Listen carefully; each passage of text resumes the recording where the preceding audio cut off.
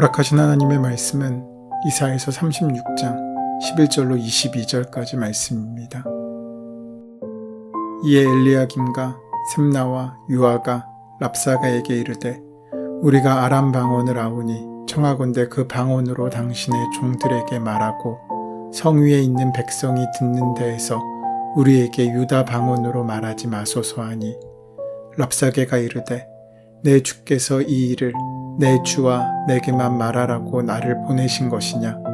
너희와 함께 자기의 대변을 먹으며 자기의 소변을 마실 성 위에 앉은 사람에게도 하라고 보내신 것이 아니냐 하더라. 이에 랍사게가 일어서서 유다 방언으로 크게 외쳐 이르되 너희는 대왕 아수르 왕의 말씀을 들으라. 왕의 말씀에 너희는 히스기야에게 미혹되지 말라. 그가 능히 너희를 건지지 못할 것이니라.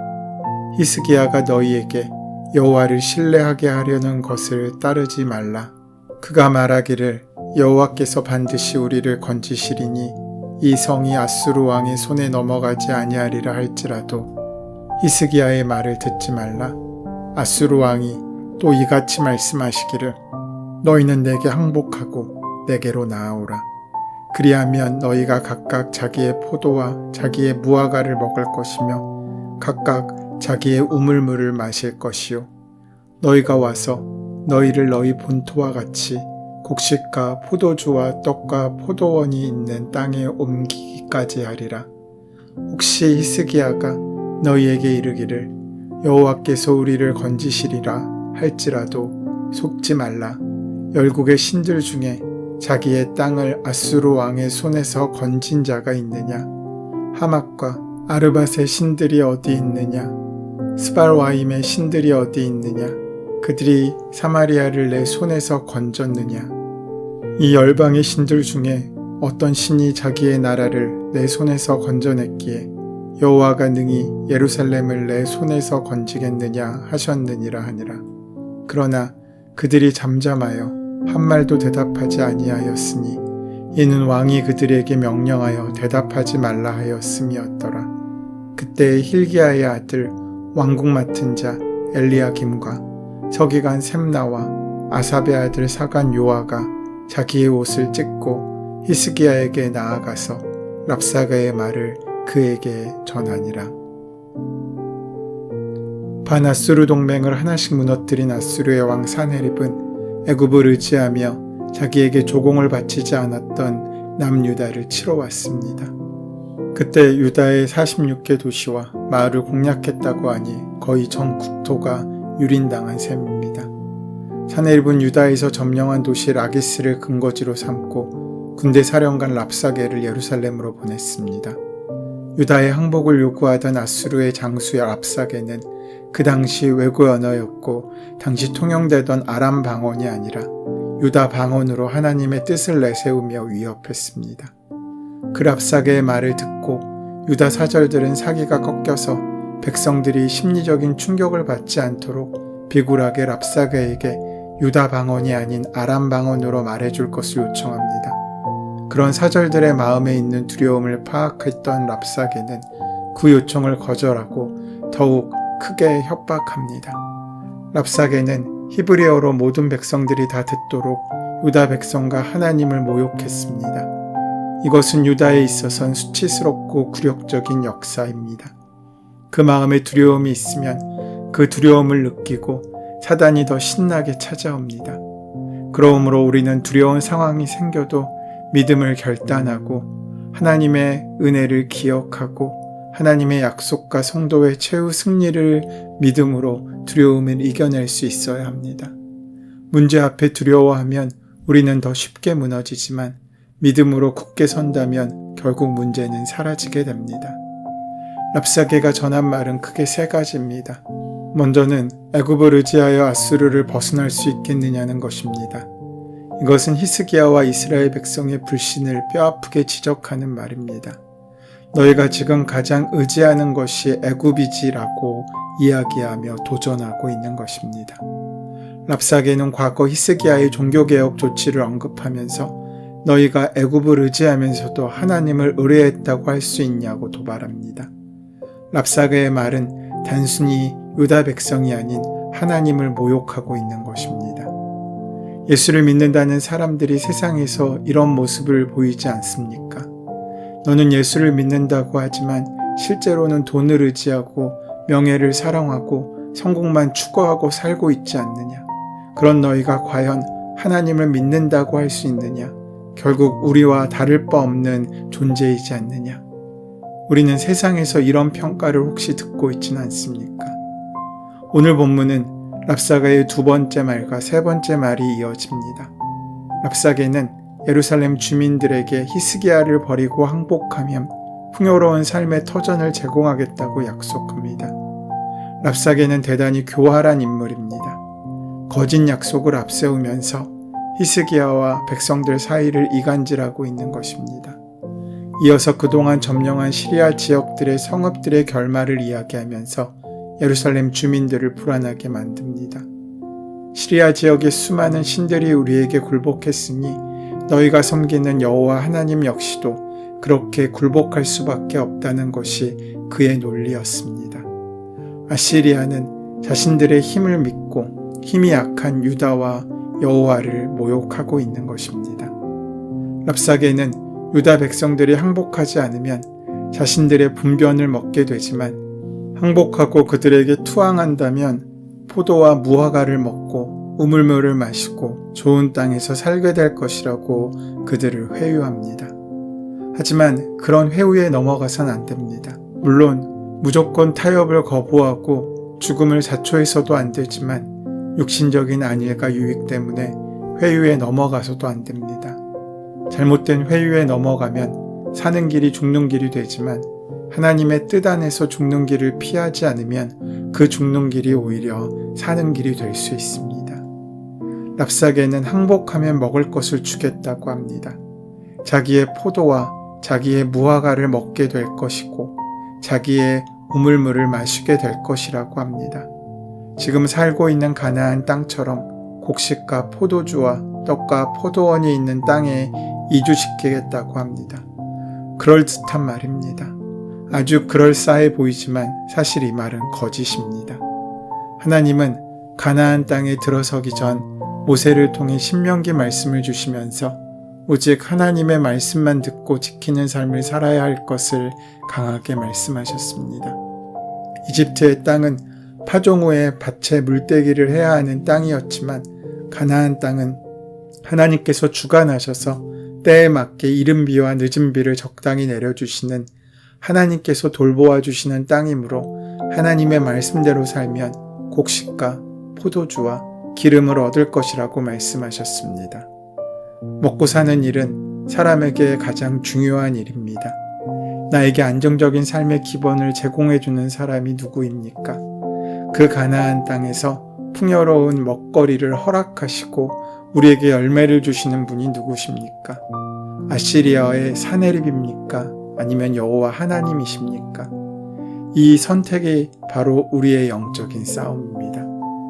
하나님의 말씀을 듣고 지키고 행하는 인생을 살아 아시리아를 물리칠 것인지 사네립의 말에 굴복하여 그가 주겠다고 한 가짜 복, 거짓 복, 유한한 복에 매달려 살 것인지는 결국 우리의 선택에 달린 문제입니다.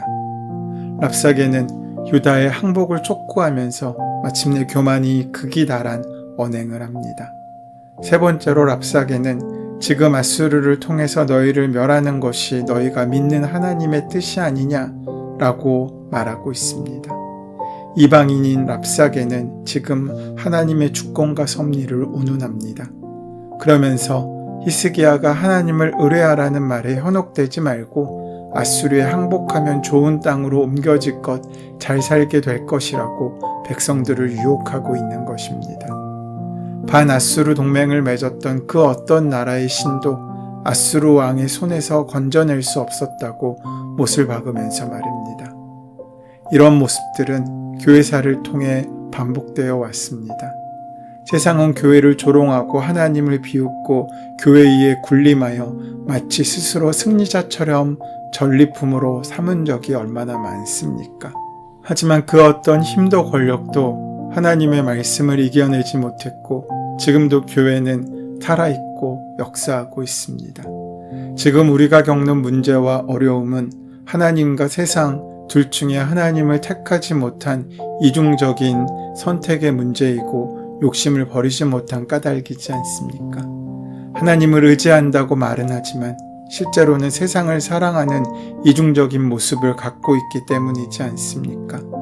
그런데 랍사게는 바로 이러한 모습을 정확히 보고 있습니다. 무서운 일입니다.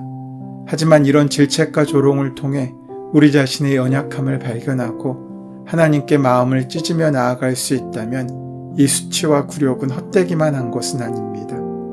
랍사게의 말을 통하여 하나님께서 오늘 우리에게 주시는 말씀이 무엇입니까? 우리 자신에 대해서 그리고 하나님의 교회와 하나님의 거룩한 영예에 대해서 우리는 어떻게 반응하겠습니까? 랍사게는 유다를 끝까지 몰아붙입니다.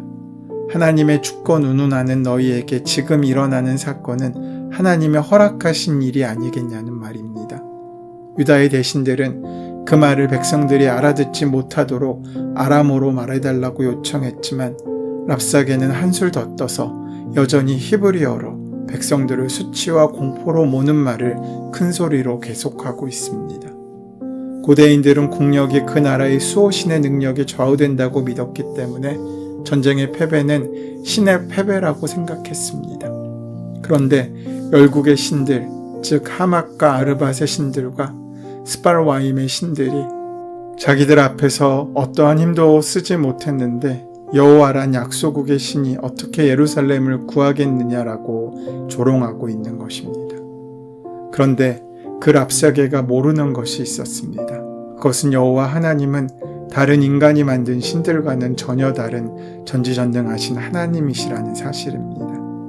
그 랍사게의 말에 유다의 사절들이 얼마나 분노했겠습니까? 하지만 그들은 잠잠히 있었습니다. 히스기야 왕이 랍사게의 요구에 어떠한 대답도 하지 말 것을 명령했기 때문입니다. 세상을 살면서 때로는 그런 침묵이 필요할 때가 있습니다. 성급하게 나서면 오히려 상황이 더 악화될 수도 있기 때문입니다. 좋은 뜻을 좋은 열매로 만들기 위해서 잠시 침묵하는 것도 기다릴 수 있는 것도 필요합니다. 바로 반응하는 것이 무조건 좋은 것만이 아닙니다. 모든 일에는 하나님의 때가 있습니다. 하나님의 때, 그 시간이 임할 때까지 우리는 참을 수 있는 인내도 배워야 합니다.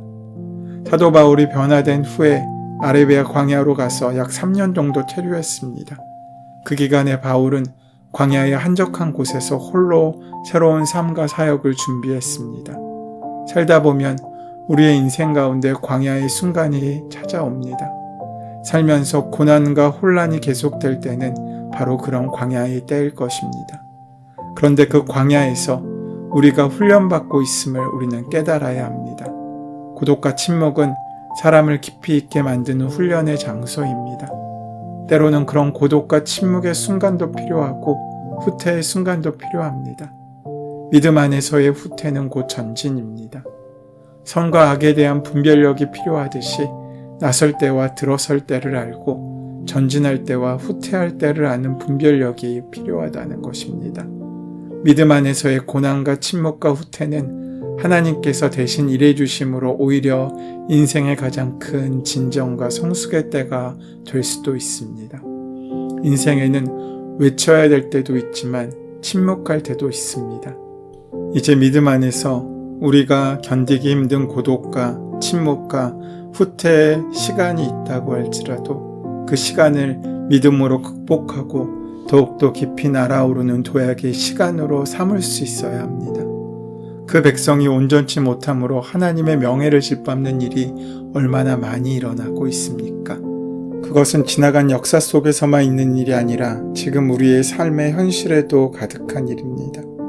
랍사게의 말은 오늘 우리와 교회를 향해 하는 말과 결코 다르지 않습니다. 바로 그때 우리는 항변하고 목소리를 높여 대항하는 것이 아니라 하나님의 음성을 먼저 듣고 하나님께서 원하시는 선택을 할 수 있도록 침묵하고 기도할 수 있어야 합니다. 그것이 고난을 극복하는 지혜이고 고난을 극복하는 힘이 되기 때문입니다. 오늘 우리에게 다가오는 수많은 고통과 어려움 가운데 하나님을 찾고 그 주님을 향하여 고개를 돌리는 우리가 되시기를 소원하고 축원합니다.